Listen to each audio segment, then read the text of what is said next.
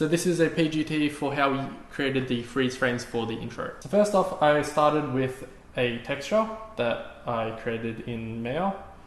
It's just a geometric pattern kind of thing. And I added the find edges effect. That just allowed it to get the edges and make them stand out.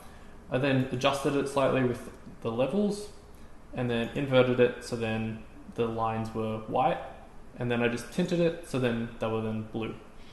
I then repeated that a few times, changing the opacity and blending mode so you get a bit more detail. It looks like it's further behind. And that's how I got the background. So next I created the border with the same sort of technique.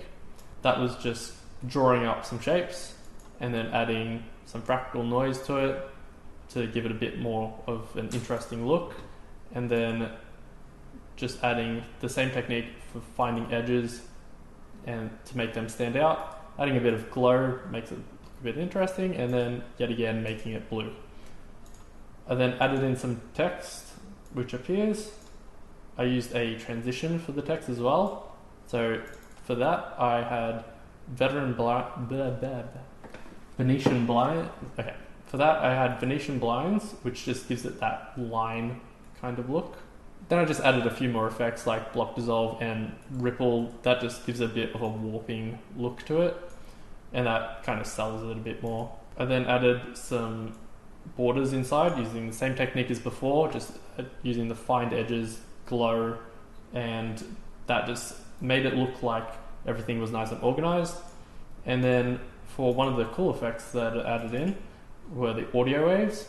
So for that I just got a piece of audio, used audio waveform to get the waveform of it, and then played around with all the settings, changed it to digital. You can also have like lines and dots, and then gave it the Venetian blinds effect, same with the block dissolve and ripple. I then tinted it blue and just added a few more effects, just making it look cooler. And yeah, it's really about playing around, seeing what looks good. And that's basically how I created the info for our... Yep. And that's basically how I created the effect for our stats. So just taking that into the original footage and then using a 3D layer to position it correctly, added a beam so it looks like it's coming out of the wall. And yeah, that's exactly how we made it. And that's it. It's pretty easy. Be sure to try it out. It's pretty fun. You can get some awesome effects. And yeah, if you make it, send us a link and we'll check it out. So the things that we used, so like I had my... Did you just lose power? Your computer? Yeah, okay. Wow!